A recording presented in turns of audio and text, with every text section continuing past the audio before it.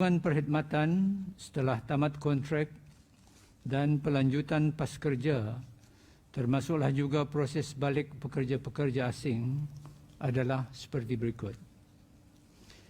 Pertama, pekerja asing yang berada di negara Brunei Darussalam tanpa lesen pekerja asing LPA yang sah dikehendaki untuk balik ke negara asal.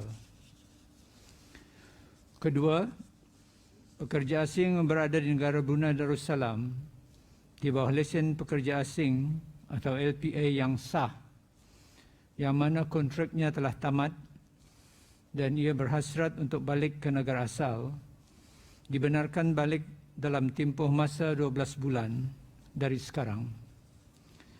Ini adalah kerana mengambil kira keadaan pandemik COVID-19 yang telah berlaku sejak awal tahun 2020 hingga sekarang, yang menghalang kelancaran proses balik pekerja asing ke negara asal mereka. Ketiga, pekerja asing yang berada di negara Brunei Darussalam di bawah lesen pekerja asing yang sah, yang mana kontraknya telah tamat tetapi ia masih diperlukan bekerja di negara ini dan ia berkesanggupan untuk terus bekerja, adalah dipertimbangkan untuk bekerja di bawah kontrak baru bagi tempoh 2 tahun lagi atas persetujuan majikan dan pekerja. Di antara syarat-syarat utama yang diperlukan bagi majikan yang memohon pertimbangan untuk pekerja balik secara berfasa atau staggered adalah seperti berikut.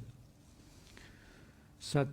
Surat dari majikan secara bertulis bagi menunjukkan perancangan dalam memastikan pekerja-pekerja untuk balik bercuti secara berfasa mengikut business continuity plan mereka. Pekerja asing dan majikan bersetuju untuk balik secara berfasa atau staggered. Dan ketiga, peskerja adalah sah dalam tempoh perancangan tersebut. Di antara syarat-syarat utama yang diperlukan bagi majikan yang memohon untuk pekerja-pekerja asing yang belum berhasrat untuk balik bercuti walaupun telah tamat kontrak perkhidmatan adalah: 1. Masih ada keperluan untuk perkhidmatan pekerja asing oleh majikan. 2. Pekerja asing bersetuju untuk belum balik bercuti dan hendaklah menandatangani surat perjanjian dengan majikan. 3.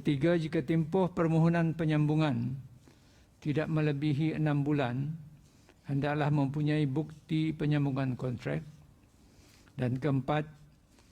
Jika tempoh permohonan penyambungan adalah melebihi 6 bulan dan ke atas, kontrak baru hendaklah ditandatangani tertakluk kepada sokongan regulators.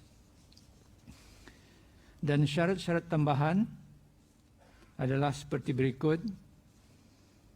1. Mempunyai lesen pekerja asing LPA yang sah, mempunyai rekod kesihatan yang sah, mempunyai insurans yang masih sah, dan 4. Pertimbangan re-entry visa akan diberikan jika lesen pekerja asing atau pas kerja adalah masih sah semasa tarikh kemasukan semula nanti.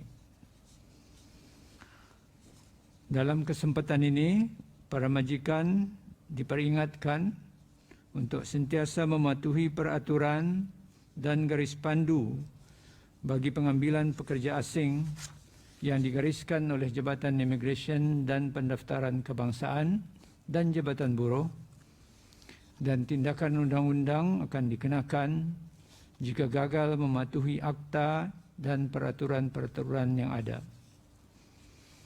Kemasukan mana-mana pekerja asing ke negara Brunei Darussalam adalah dikehendaki untuk mematuhi syarat-syarat yang telah ditetapkan oleh pihak kerajaan dari semasa ke semasa, seperti pre-departure PCR test tidak kurang 48 jam sebelum bertulang dari negara asal, ujian ulangan apabila tiba di negara Brunei Darussalam, dan menjalani kuarantin pada tempat-tempat yang ditetapkan.